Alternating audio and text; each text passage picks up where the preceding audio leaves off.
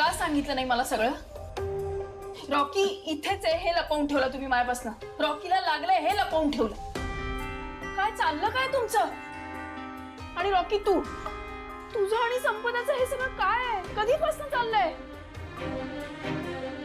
तुम्ही सकाळी सगळी स्टोरी सांगितली मला, मग हे का नाही सांगितलं? अजून किती गोष्टी लपवणार आहात? शिवा, सांगतील ते सगळं सगळं सगळं खरं सांगतील. घाबरली आहेत पोरं आता. अच्छा, म्हणजे तुलाही माहित होतं सगळं?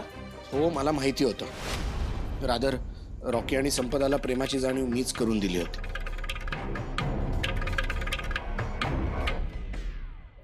शिवा, हे बघ, रॉकीचं आणि संपदाचं एकमेकांवर खूप जास्त प्रेम आहे. पण रॉकी तुला सांगायला घाबरत होता. मी समजावलं त्याला. लहान आहेत मुलं, पण त्यांचं प्रेम चुकीचं नाहीये. तू तरी समजून घे. हे बघ चंदन, ते चुकले आहेत. त्यांनी सांगायला हवं होतं मला. निदान आशूला तरी. आशू तुमचा मित्र आहे ना, मग त्याला का नाही सांगितलं? शिवा, आधी आपल्याला सगळं जाणून घेणं गरजेचं आहे असं मला वाटतं. शिवा, आम्ही तुला सांगणारच होतो. नाही अप्पर, थांब, मी सांगतो.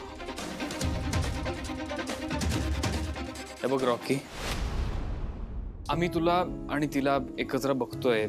कधी कधी ती आपल्या ग्रुपमध्ये असते, पण हे हे तुमच्यात आहे हे आम्हाला कधीच कळलं नाही. जिजू, संपदाला शिकवण्यासाठी मी तुमच्या घरी यायचो.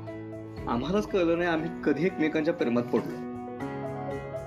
पण मी एक सांगतो, आमचं खरंच एकमेकांवर प्रेम आहे आणि ते खरं आहे. शिवा, आम्ही टाइमपास करत नाहीये ग. मी तुला सांगितलं नाही कारण मी घाबरलो होतो. मी घाबरलो होतो की मी तुला डिसअपॉइंट करेन, आशू जिजूला वाईट वाटेल.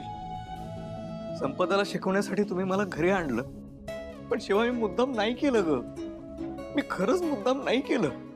मी ट्रेनिंग वरून परत आल्यानंतर तुला सगळं सांगणार होतो. पण बरोबर आहे, मी हे करायलाच नको होतं. I am so sorry. मला नाही कळलं मी कोण आहे, मी कुणाच्या प्रेमात पडतोय, माझी लायकी काय आहे, मला खरंच नाही कळलं.